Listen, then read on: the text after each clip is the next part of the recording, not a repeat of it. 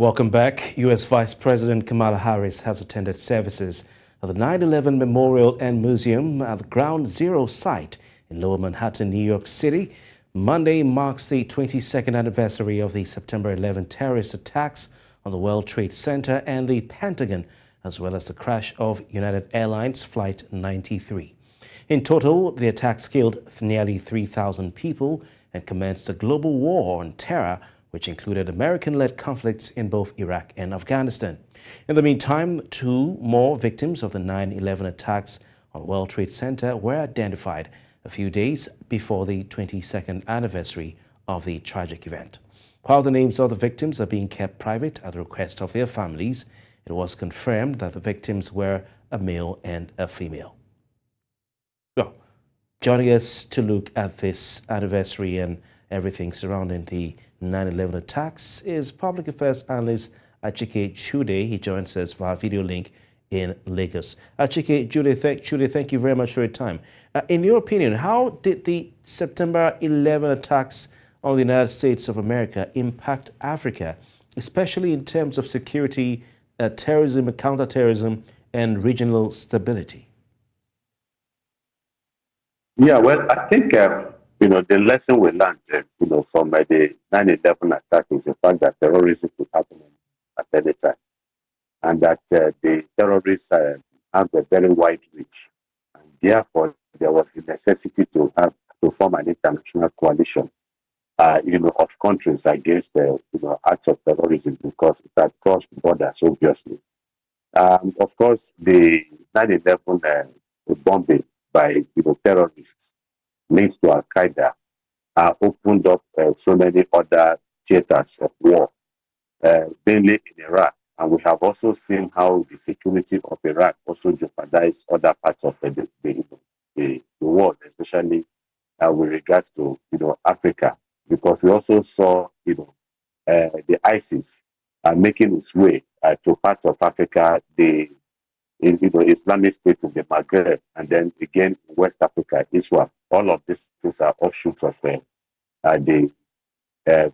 crisis in Iraq. And of course, we also saw some of these people also move to Libya, from where they also moved, to Nigeria. So obviously, it has impacted. And of course, don't also forget the bombing of the American embassy in both Kenya and Tanzania.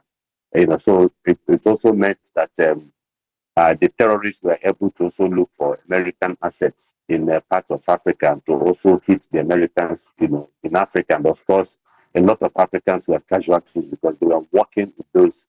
Quite interesting, Achike Chude. So sorry to interject there. Quite interesting. You've talked about how terrorism came to Africa. But let's look at Nigeria now.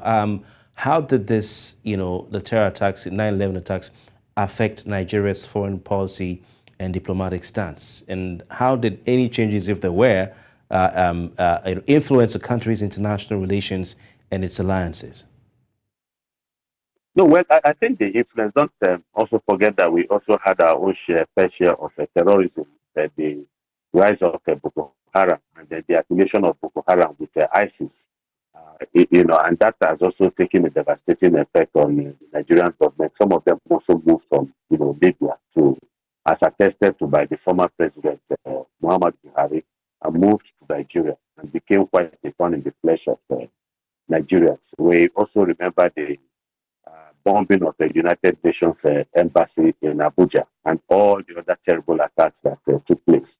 But beyond that is the fact that Nigeria had built alliances. Well, in terms of the sub-region, we had a partnership more or less with the other West African countries that were also suffering from the activities of terrorists, Boko Haram terrorists and their affiliates.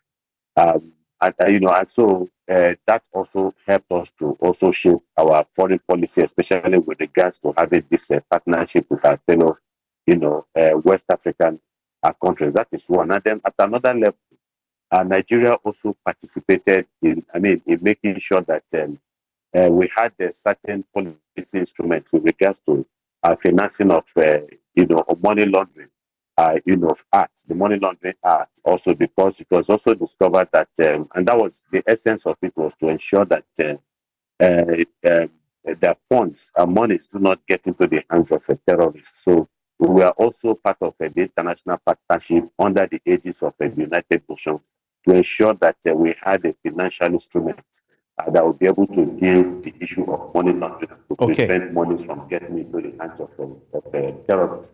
Okay, Achike, Chude, we have to leave it at that. Very interesting analysis from you on a day remembering 9/11 attacks. Thank you so much for joining us.